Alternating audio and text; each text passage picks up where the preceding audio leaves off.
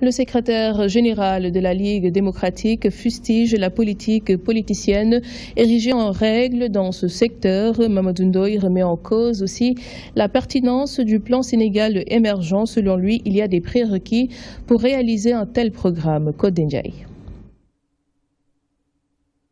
Halte à la politique politicienne à outrance. Un constat du secrétaire général de la Ligue démocratique. Pour lui, cette situation est à l'origine des crises qui sévissent dans les partis politiques du pouvoir comme de l'opposition. Au Sénégal, dans notre pays, nous observons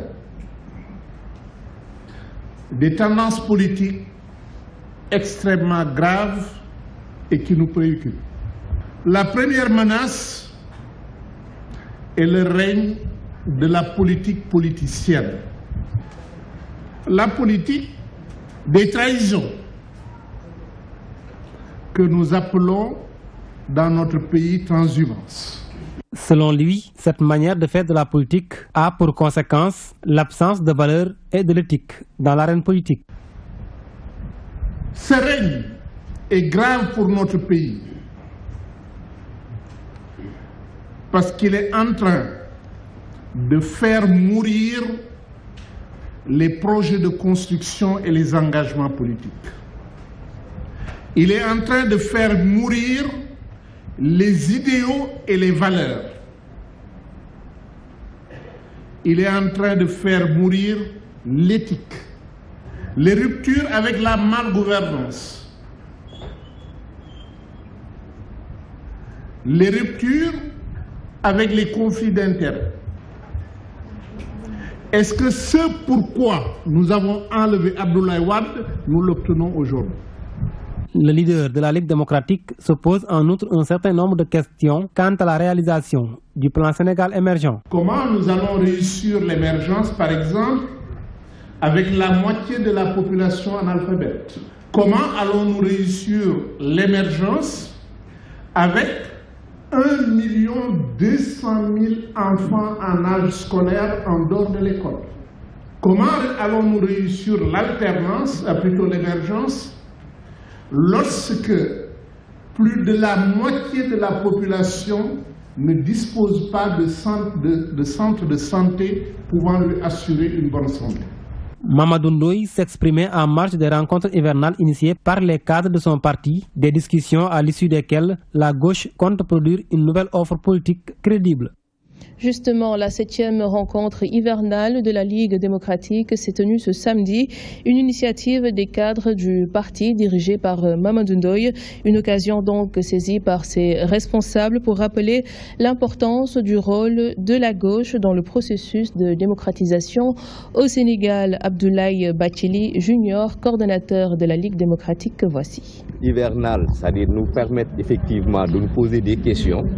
Et vous avez vu le thème tourne autour de l'avenir et le devenir du Sénégal. C'est-à-dire où en est le Sénégal, où va le Sénégal, quelle politique de gauche pour un meilleur Sénégal. Le choix de ce thème, en fait, c'est au sortir. Vous savez que cette année, c'est l'anniversaire de notre formation. C'est-à-dire la LD a 42 ans d'existence et l'histoire, c'est-à-dire de la LD, nous a permis de voir qu'effectivement nos hommes, femmes, jeunes, aînés ont participé de manière très très significative à, c'est-à-dire toutes les avancées démocratiques qu'il y a eu dans ce pays. Donc, de la même manière, notre identité à nous, à la LD, c'est toujours réfléchir sur un bon ou un meilleur avenir pour le Sénégal. C'est pour ça qu'on se pose des questions par rapport à l'état actuel, ce que ce sera, et essayer en tout cas de proposer des solutions. Au Conseil des collectivités territoriales, le mouvement Macky 2012 dénonce ce qu'il considère comme la promotion de la transhumance au détriment du mérite. Professeur Moustapha Samb confie que cela fait un moment qu'il y a une rupture de communication entre la formation et le chef de l'État. Macky 2012 prévoit de se réunir dans les jours à venir pour statuer sur la conduite à adopter pour les prochaines législatives, suivant ses explications. Nous ne souhaitons pas que le président continue dans cette façon de faire, dans cette voie. Parce qu'il y a une rupture de communication d'ailleurs entre nous et le président depuis un certain moment. Et ce n'est pas de notre faute. Vous voyez. Donc cette rupture de communication, le fait même que la coalition continue d'accumuler des frustrations, ça rejaillit négativement sur la qualité de nos relations et ça peut nous pousser vers vraiment des mésententes ou des malentendus dont on ne sait pas les conséquences que cela va engendrer. Durant les élections à venir législatives, durant même les jours à venir, nous allons réfléchir, approfondir la réflexion sur notre participation dans Benno Bokk Yakaar, parce que nous ne pouvons pas continuer à cautionner la promotion de la transhumance au détriment du mérite. Pour une sortie de trop, Fatou Tambédou se fait relever de ses fonctions de ministre délégué en charge de la restructuration et de la requalification des banlieues. Le poste est désormais confié donc à l'actuel maire de Pikine-Ouest, Pape Gorgui Ndong. Dans l'élément qui va suivre, nous revenons sur le parcours des deux personnalités. Un élément signé El Haj Moussabey. C'est désormais officiel. Fatou Tambédou n'est plus ministre délégué chargé de la restructuration et de la requalification des banlieues. Elle a été relevée de ses fonctions 3 heures après s'en être violemment pris au ministre du Renouveau urbain, Diène Farba Sarr, lors de la session unique pour l'adoption de la loi sur l'habitat social à l'Assemblée nationale. Juriste de formation et militante de l'Alliance pour la République dans la commune de Keur Massar, elle a eu à diriger la délégation générale à la protection sociale et à la solidarité nationale. Maîtrisard en droit des affaires à l'université Cheikh Anta Diop de Dakar, l'ex-ministre a intégré l'Institut des droits de l'homme et de la paix de l'université publique dakaroise pour la promotion 2012. Fatou Tambédou a été investi dans sa commune pour le compte de la coalition présidentielle Benno Bokk Yakaar lors des locales du 29 juin 2014. Elle cède désormais son fauteuil à Pape Gorgui Ndong, un spécialiste en gestion des ressources humaines militant du parti au pouvoir. Actuel maire de la commune de Pikine-Ouest, M. Ndong a été précédemment membre du collège du Fonds de développement du service universel des télécommunications. Il devient le tout nouveau ministre délégué auprès du ministre du Renouveau urbain, de l'habitat et du cadre de vie chargé de la restructuration et de la requalification des banlieues. Le mouvement d'humeur initié par le syndicat national des transporteurs routiers du Sénégal peu suivi dans le secteur. 48 heures d'arrêt de travail décrétées par les membres pour exprimer leur mécontentement suite au meurtre de leur camarade Ibrahima Samb. La rédaction a rencontré quelques taximens qui soutiennent contre la dépense quotidienne et les versements. Il est difficile d'apporter leur soutien de cette manière. Les précisions de Pape Ousmane Cissé. 48 heures de grève décrétées par le syndicat des transports du Sénégal pour manifester leur colère suite au meurtre du taximan Ibrahima Samb, un mouvement d'humeur pas totalement suivi par ces acteurs qui justifient leur position par un certain nombre de contraintes. Les situations ne sont pas les mêmes. Nous devons assurer le versement et assurer en même temps la dépense quotidienne.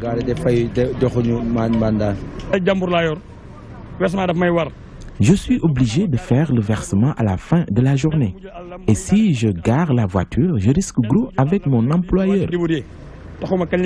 Pour autant, ces taximans sont formels. Pour eux, l'auteur de cet acte mérite la peine de mort. Pour moi, c'est clair. Celui qui a commis cet acte mérite la peine de mort. Et c'est tout. Je pense que l'auteur de cet acte mérite la perpétuité. En plus, il doit pouvoir encadrer et indemniser la famille du défunt. Malgré qu'ils n'ont pas pu suivre le mot d'ordre décrété par le mouvement syndical, ces taximans se disent solidaires à l'endroit de la famille éplorée. Leur souhait reste la peine de mort pour l'auteur du crime. Autre actualité après la manifestation des étudiants de la faculté de lettres de l'université Cheikh Anta Diop de Dakar, le collectif de l'amicale des étudiants est monté au créneau ce samedi. Les responsables viennent apporter un démenti par rapport à la sortie donc des manifestants. Ils soutiennent qu'il y a déjà un compromis entre le COUD et les amicales. L'on rassure également que les pavillons seront ouverts à partir du 2 novembre. Ababakar Sadir Top, voilà. Il n'y a pas de problème entre le COUD et l'amicale des étudiants. Ces propos sont du collectif de l'amicale des étudiants de l'UCAD qui considère que les mouvements d'humeur entendus ces derniers jours ne viennent pas des amicales. Il s'est trouvé que le groupuscule d'étudiants s'est présenté ici hier pour faire un point de presse parlant de l'ouverture du campus social. Et nous voudrons faire savoir aux étudiants que le collectif des amicales légale et légitime s'est réunie depuis le 21 passé avec le directeur du COUD pour arrêter sur la question de l'ouverture du campus social. Et ce qu'il a été dit, il a été dit que le 2 novembre, le campus sera ouvert. Les restaurants vont commencer à fonctionner, en même temps les boutiques. Et mieux que ça, il s'est trouvé que même l'administration a réussi à pouvoir anticiper l'ouverture de ces pavillons.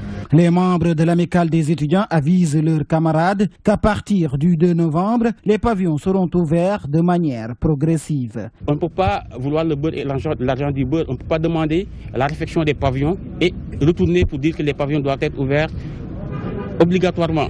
Donc, il y a les pavillons qui sont en réfection, qui sont en train d'être désinfectés. Donc, on est obligé d'attendre. Mais vous dire que les pavillons qui ont été déjà réfectionnés seront ouverts progressivement.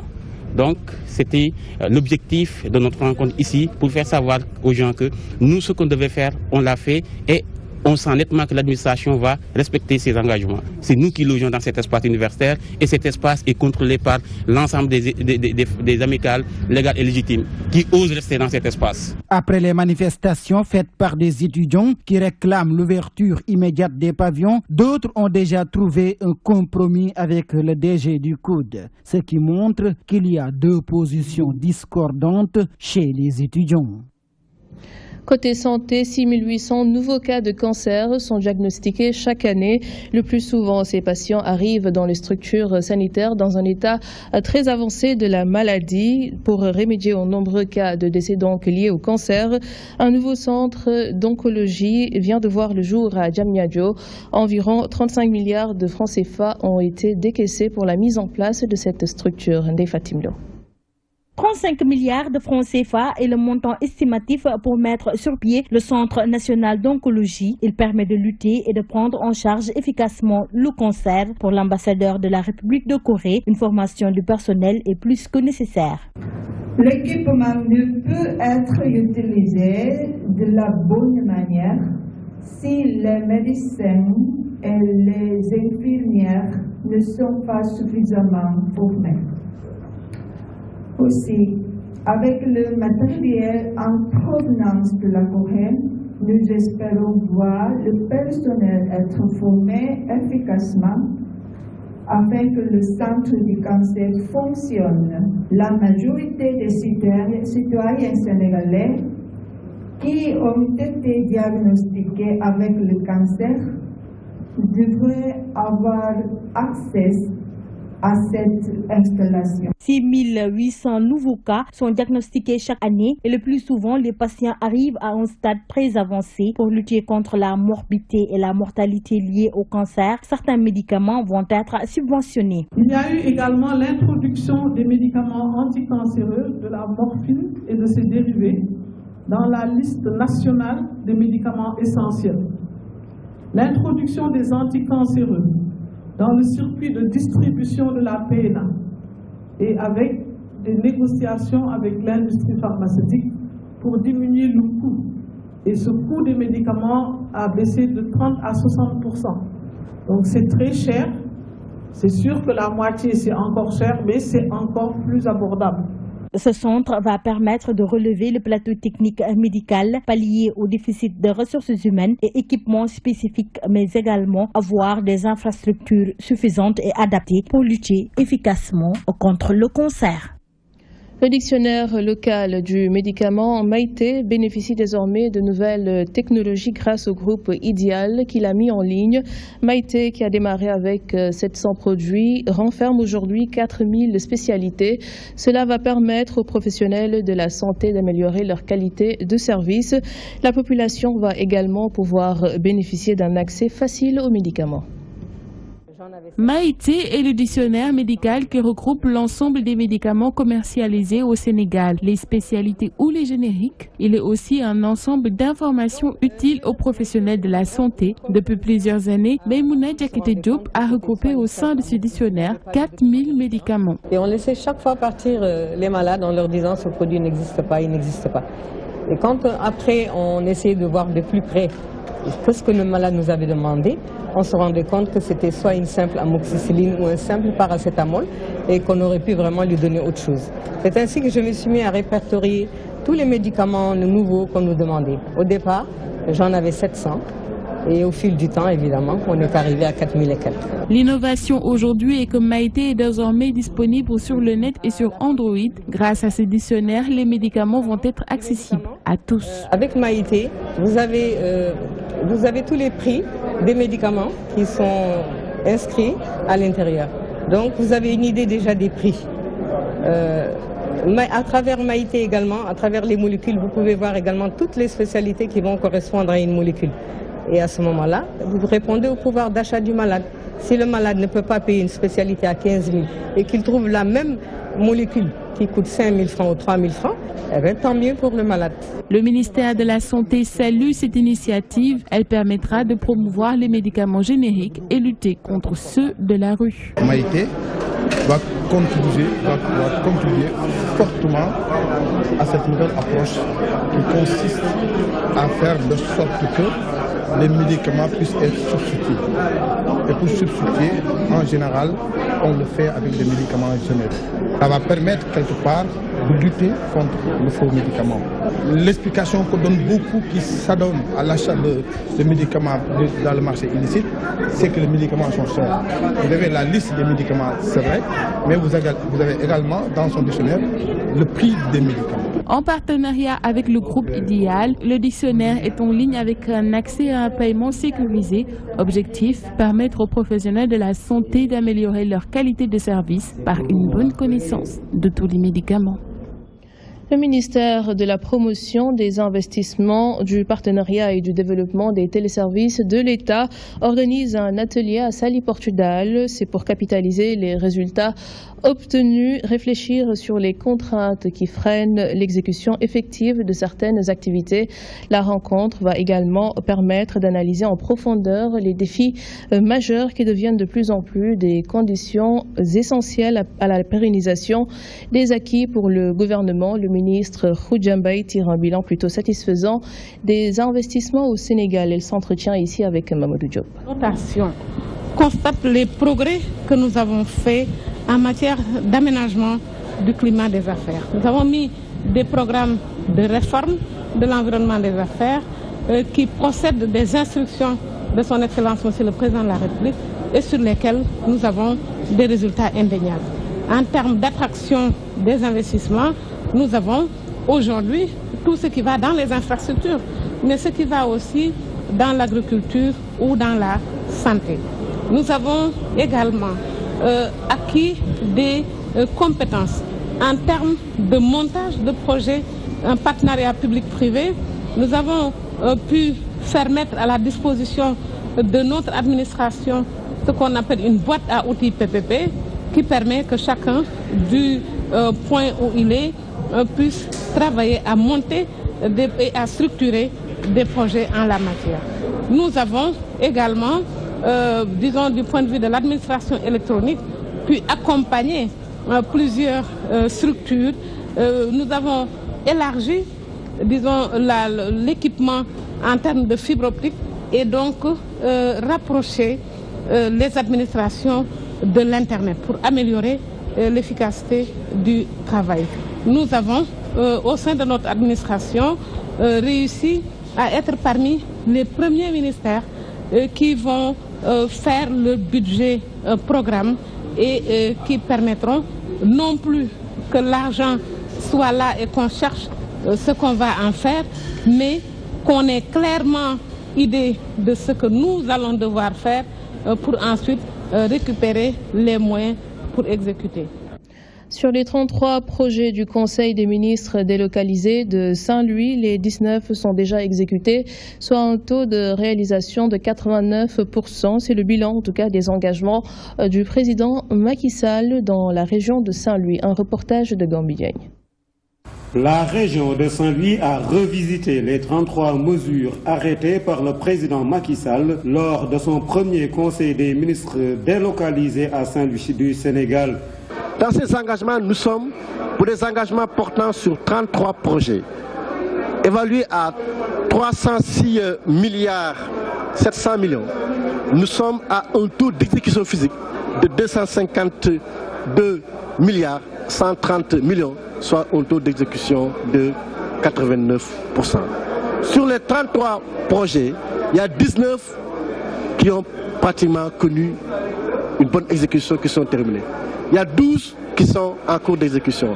Il y a 5 qui n'ont pas démarré, il y a un qui est abandonné et il y a un dont on n'a pas l'information. Les autres projets portés par le secteur privé et adossés au plan Sénégal émergent, nous sommes à 446 milliards de francs CFA pour 138 projets. Et sur les 446 milliards, les 360 sont déjà exécutés. Compte non tenu du volume de financement de 148 milliards de francs CFA injectés dans le secteur horticole par l'association Valagri qui regroupe aujourd'hui les sociétés agro-industrielles qui interviennent dans la filière horticole. Toutefois, des contraintes sont notées dans la collecte des informations pour faire la situation.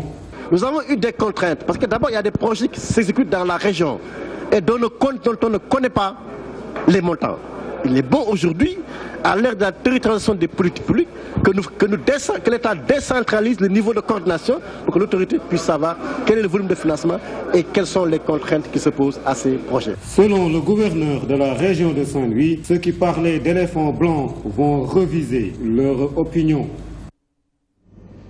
Le forum du Magal de Touba s'est ouvert ce samedi sous le thème « Notre identité islamique face aux défis de la mondialisation ». Le porte-parole du Khalife général des Mourides s'est félicité du bon déroulement des travaux. Il est aussi revenu sur l'importance du thème. Voici Serigne Bass Abdouhadre au micro de Kodinjaï. À son arrivée au Khalifa, le Khalife n'a fait que confirmer les enseignements du Coran en ce qui concerne l'unité des musulmans, tel que également Serigne Touba Khadimou Rassoul l'a enseigné dans ses écrits. Comment vivre dans une telle société où le monde est devenu un village planétaire, des gens font du mal en se réclamant musulmans, comment le fidèle doit-il vivre dans une telle société? Voilà autant de questions dont le musulman doit se poser. Le chœur Gospel Kangel a l'œuvre ce samedi au Grand Théâtre de Dakar. Le groupe veut ainsi faire découvrir au public cette musique qui a su garder au fil des années toute sa splendeur. La manifestation va se dérouler en direct sur la DTV à partir de 21h, nous dit Aram Touré.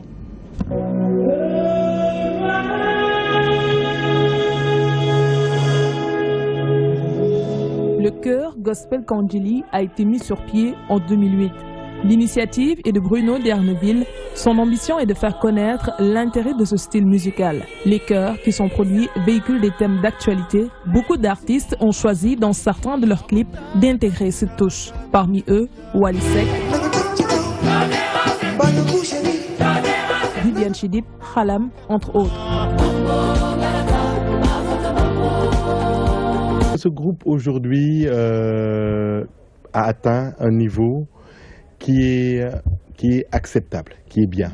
Je pense qu'on ne doit pas s'auto-glorifier, mais se dire que l'intérêt, c'était de faire découvrir une autre facette de la musique au peuple sénégalais. De plus en plus, des artistes travaillent avec nous pour innover dans leur parcours. Gospel Kangeli a su à travers les ans marquer son empreinte. Un groupe composé de plusieurs nationalités, des musulmans, il n'en manque pas. L'originalité de cette formation a incité le maître de chœur à convier le public au Grand Théâtre ce samedi. Le gospel est à l'origine de beaucoup de musique. Nous savons et ce courant musical, nous le retrouvons en Afrique australe, en Afrique centrale, en Afrique du Sud. Et c'est là où c'est vraiment intéressant de voir qu'aujourd'hui, toutes les musiques convergent vers le gospel. C'est dans ce cadre que nous faisons un appel aux Sénégalais de découvrir un peu plus, d'aller vers le gospel. Parce que c'est la base et c'est la fondation de toute chose. La musique gospel est de renommée internationale. Marc Silva veut la faire connaître à un plus large public au Sénégal. Selon lui, elle est riche en enseignements. C'est la fin de ce journal. Merci de nous avoir suivis. Très bonne suite des programmes en notre compagnie.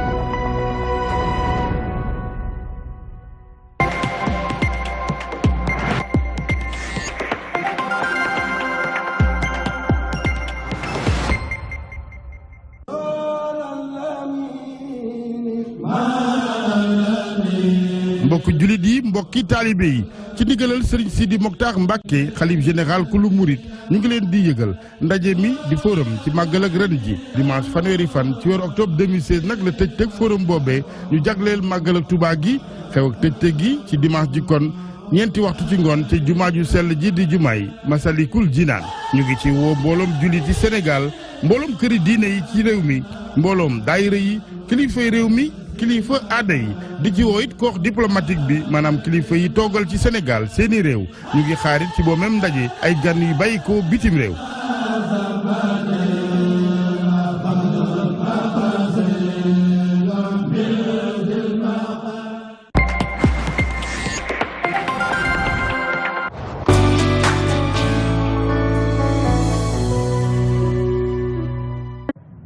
mbokk yi gis ngeen ki nga xam ne moo di Mame Fatou xam ngeen ni defoon na tànnbéer bu mag ànd ci ki nga xam ne moo di Adama Ngom xale di defante ku ne di wane fa nga mënee ngir Mame Fatou. jugal waa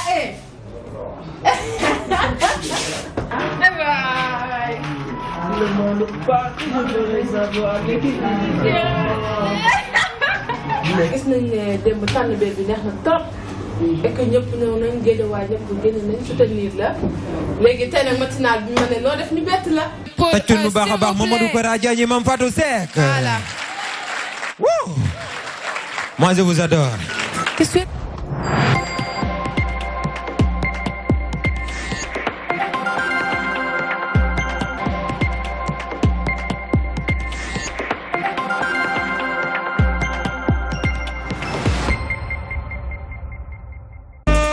Cette semaine, dans Coke Studio Africa, découvrez une autre facette de Flavor pendant qu'il fait équipe avec le meilleur de l'Angola, Yuri Dakuna, à Coke Studio. Ewadje s'allie à Serge Beno de Côte d'Ivoire pour créer une musique inoubliable, On the Spot. Simi, le nouveau phénomène du Nigeria, a une occasion unique de travailler avec les mégastars Fally Ipupa et Sauti Sol. Ne manquez pas cet épisode de Coke Studio Africa.